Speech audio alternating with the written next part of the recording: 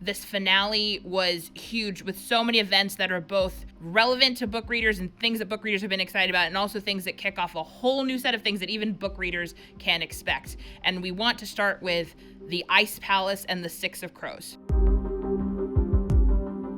An opportunity has presented itself. For those that haven't read the books, one of the most anticipated storylines within the Grisha verse is the Six of Crows robbing the Ice Palace in Fjorda because they are trying to track down the maker of Jurda Purem. And Jurda Purem is a addictive drug that helps Grishas enhance their powers, as you see at the very end of Shadow and Bone Season 2 with that Grisha that shows up at Nikolais Coronation, which we will be digging into later. But the arrival of that drug means that the next thing the Six of Crows will be doing is heading to Fjorda to try and stop this maker of this drug before Grisha all over the world become addicted to it and die, and more importantly, cause a bunch of damage because it does enhance their powers. So much. We talked to Shadow and Bone executive producer Eric Heisserer about this whole season, but most importantly about the potential of adapting the Ice Palace Heist. And here's what he had to say and how it won't necessarily be in Shadow and Bone Season 3. The plan that I would love to have go forward is that will have a standalone Six of Crows and a standalone Season 3 for Shadow and Bone. Some of the events in that would happen before the last couple of scenes in 208. So we play a little around with time a bit. So you'll catch up to some of that voiceover that Kaz has at the end of 208 will happen a little bit later in the Crows storyline. Now we have to say, Netflix has not confirmed that there will be a Six of Crows spinoff from Shadow and Bone or a Shadow and Bone Season 3. We are still waiting for that renewal news. Either way, we talked to the Crows themselves and asked them if the Ice Palace Heist is going to be adapted, what is the thing that they want most from seeing that storyline on screen, and here's what they had to say. Having Cal join us on set, honestly. Yeah. Genuinely, I Yeah. can't wait to be complete. Yeah. I was gonna say Nina on Yurda. I really want to do that. Oh, I want to do that. Yeah. Mega imagining it. overpowered, yeah. The research will be mental, but I'm willing to do it. Aside from the Ice Palace Heist, we also have to talk about Nikolais Coronation, which was a huge swing away from what happens within the Shadow and Bone books. In the books, after the Darkling is defeated, Alina and Mal actually retire to Karamzin and sort of live a quiet life without powers. Their friends come and visit them, but it's really just sort of they're out of the picture, they're done. Everybody thinks that the Sun Summoner died in the fold. However, that is not what is happening in this show.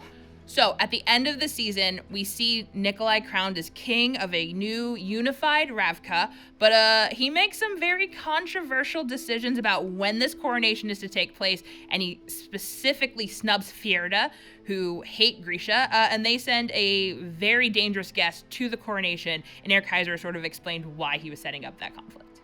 As far as we know now, it was just one user and one batch of Jurda Purem. But that's all it takes, We're talking. Oh, Kitty! Yes, there is a cat. I'm so sorry. Please start over. Nikolai, who chose to have his coronation on the same night as Hrinkala, which is essentially a shot fired in terms of a rising escalation between newly formed Ravka and Fjorda at a time when Fjorda secretly has a brand new secret weapon. And their response was sending one batch of Jurda Purem. Having Jurda Purem in Ravka at all is a huge deal because of the way that Jurda Purem amplifies Grisha powers and the fact that Ravka has the largest Grisha population out of any of the countries within the Grishaverse. Having this drug available to Grishas is a very dangerous thing. So we had Eric Heisserer clarify about what was happening. Even in Six of Crows, it's very scarce, the amount of Jurda Purem that is active in the world. They're trying to get it made. Their Walter White is essentially in the ice court at this point in time. So we have one user, a Heartrender,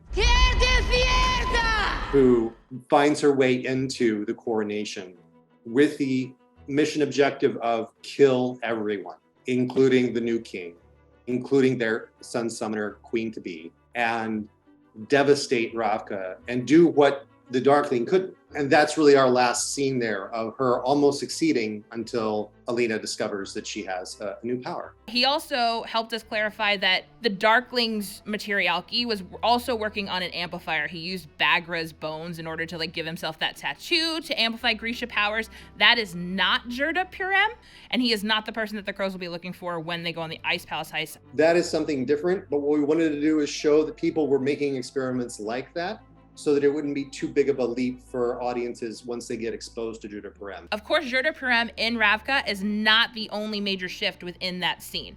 As I mentioned, Alina retires in the books and doesn't have any powers, but in the series, she uses the cut in order to kill the Grisha that is killing everybody within the coronation room. And when she uses the cut, it's revealed that her powers have now turned to shadow, which is, again, a huge thing. We've had both Eric Heisserer and Jessie Mei Li explain what was happening in that scene and what it means for Alina. Alina dabbles in a little bit of naughty Merzost behavior. And as we know, a little shadow baby. And as we know, there is a cost to using Merzost.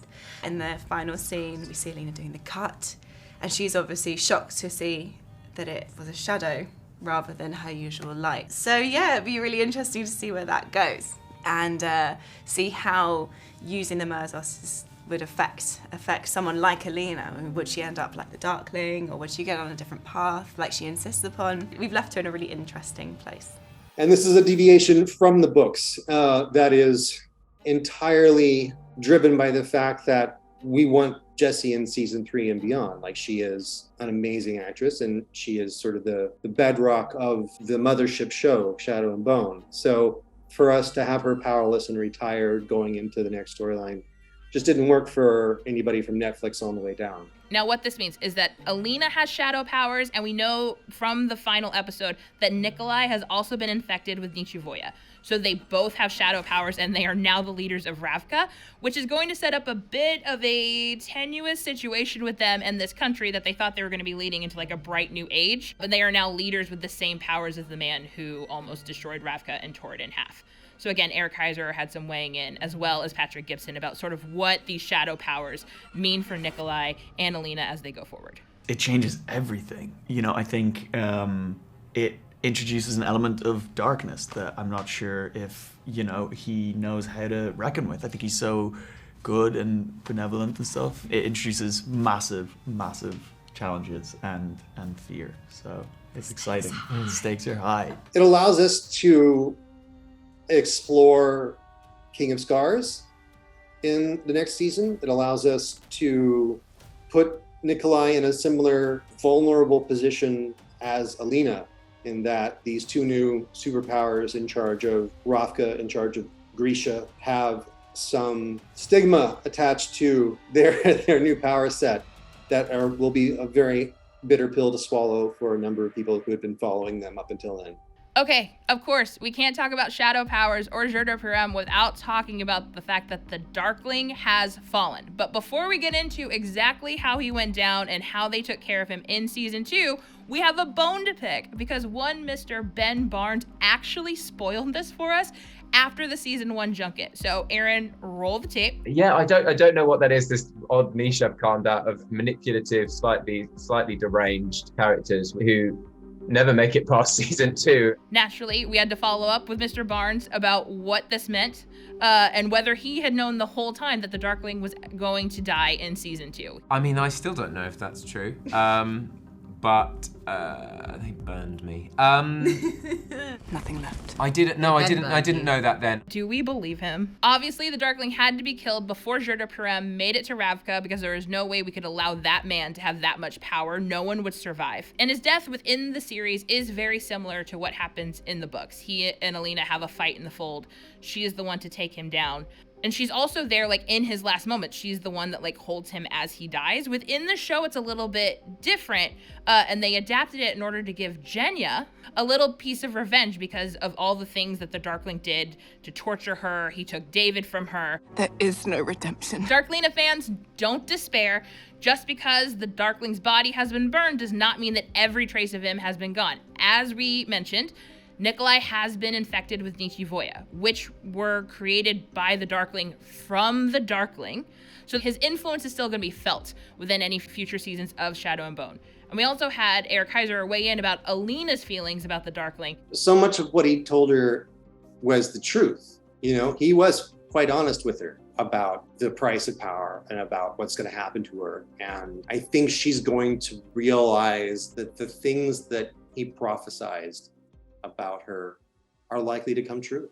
If the Darkling is not completely gone, that brings us to maybe what is going to be my favorite segment, which is a ship date. We're going to talk about all of the ships in the season, where they ended up at the end. I think with the Darkling's influence still hanging over Alina and Nikolai, we should talk about sort of the love pentagon that is being shaped between Mal, Alina, Nikolai, the Darkling, and Zoya. That's a little bit of a book spoiler for anybody who hasn't read Nikolai's trilogy. Of course, at the end of the season, again, another big divergence. Mal was supposed to retire with Alina to Karamzin. That doesn't happen. Instead, he takes on the name of Stormhund, takes Nikolai's jacket, and he goes off to be a privateer. And we asked Eric Heisserer sort of like, what was the inspiration for that choice?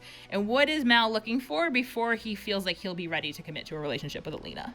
He needs to figure out his identity and be comfortable in that. He has relied on a role he felt that he was sort of destined for, and now he needs to create his own destiny and forge his own path. And once he knows that, I think he's going to be comfortable returning to Alina and rekindling that relationship. You know, it's what RuPaul says, if you can't love yourself. Once Mal is done finding himself, he will have to return to Ravka, but there's still some chemistry between Alina and Nikolai. No kissing. Not unless you're thinking of me. Eric Heisserer teased us that like it's not going to be as simple as Alina trying to pick between Nikolai or Mal. She does still have the Darkling feelings. Nikolai still has some Darkling influence, and as we said, Zoya is going to come into things, and it's going to be a very complicated situation if we get a season 3. On the other side of the Grishaverse, we have Kanej. Yes, to all of that. Guys, I cannot believe the amount of Kaz and Inej stuff that we got in season 2. We have the iconic bathroom scene from Crooked Kingdom, the second book in the Six of Crows duology. We also got a scene where they actually touch for the first time, and it like wasn't Kaz cringing. It turns out because Inej was under the influence of a drug that made her like hallucinate what she wanted most in the world, and then of course it turned sour. By the end of the season, because Kaj couldn't figure out how he felt or like fully commit to Inej, she decides to go with Mal on the privateer ship and look for the slavers that took her family and basically have some space away from the crows, and which is like great for Inej, like great for women empowerment, but for those Kanej shippers, it leaves us with a big question about sort of how does Inej come back to the crows, especially if the plan is to do the Ice Palace heist. They can't do it without her. Luckily, we had Heisserer weigh in, and he himself, as a Kanej shipper, told us that they have already figured that problem out. She obviously returns. She's an integral part. She's one of the 6 crows. And so we don't get very far into that storyline before she returns, but how she returns and what her frame of mind is and what still exists between her and Kaz, we get to explore. I am a Kanej shipper, and I have self-described that a number of times, and I'll tell you that I am so looking forward to the evolution of that. Nina and Matthias are also having issues within the Six of Crows. Matthias spent all of season 2 in Hellgate, this poor guy, all because Nina, in a moment of improvisation, turned him as a slaver in order to save him from being killed immediately by Ravka Grishas. But now he spent months in Hellgate. She does, by the end of the season, get him a pardon from King Nikolai, but it is too late. By the time she arrives at Hellgate to free him, he has joined forces with Pekka Rollins and has agreed to fight in the ring, but Pekka betrays Matthias and sends him to fight 2 wolves. And wolves are extremely sacred to Fjerdans, which Matthias is, so he cannot kill the wolves. Instead, he turns on the guards. He kills a couple of them, it gravely injures a few others. So he's being dragged back underground at Hellgate when Nina shows up, and he doesn't even seem that pleased to see her, even if she has a pardon for him. So we had Eric Heisserer weigh in on sort of how Matthias feels and whether he'll be able to forgive Nina if we get future seasons of the show. I would say he doesn't want to admit that he loves her. He wants to believe that he hates her, and he will be in that exact emotional state when they find him in Hellgate and break him out. There's so much angst going on between all of these couples not being able to figure their stuff out. We needed a silver lining. And you know where that silver lining came from? It came from Wesper. I mean, we haven't actually put a label on it yet. The Wesper content within the season was so good. I think that Jack Wolf as a baby Wylan was so great. You remember that now? They were so cute together, and it gave us so much of the chemistry that really comes alive in the books from that particular couple. And they are the only one of the ships from the books that ended this season in a relatively great place. Of course, we love to see Wesper thriving. It makes us so happy, but naturally, because this is television, it's not going to last forever. Here's what Eric Heisserer had to say about the troubles coming up for our beloved duo. You know, they are a fairly happy couple, but there will be new trauma for them to process, both separate and together, moving into the next season or into their own storyline. Some of that trouble for Wesper was actually teased in the season. For those that have read the Six of Crows books, you probably noticed it. In about episode 5, they have a little exchange. How do you know what mixes with what? It's just chemistry. And Wylan almost tells Jesper that he had a tutor, which would give away the fact that Wylan is secretly very rich. You keep all of that in your head, and you still got all your fingers. Why he's rich and where he came from and why he has fallen into the Crows is actually a major plot point within the Ice Palace heist and how they sort of get started on that mission. So we won't spoil it for you here, but it's obvious that Shadow and Bone is setting up where Wylan comes from, and that's going to cause some major tension between him and Jesper. I still feel that out of all of the couples, Wesper are the ones that are going to make it for the long haul, and if they don't, I will riot in the streets in front of the Netflix office. That brings us to the end of our ship date, and the end of season 2 of Shadow and Bone. I am so intrigued by this idea of a Six of Crows spinoff, but I'm not sure that it's necessarily the best idea because they have become so ingratiated in this world of Shadow and Bone. Like, I don't think that separating the Crows from Alina and Nikolai is going to be as easy as they think it is, even if that story deserves its own sort of like offshoot. I am more curious to know what you think, so let us know in the comments what were your favorite scenes, what do you think should happen for the next seasons of Shadow and Bone, whether that be a spinoff or it's all contained in Shadow and Bone season 3. And if you like this video, like it, subscribe, and we'll see you next time.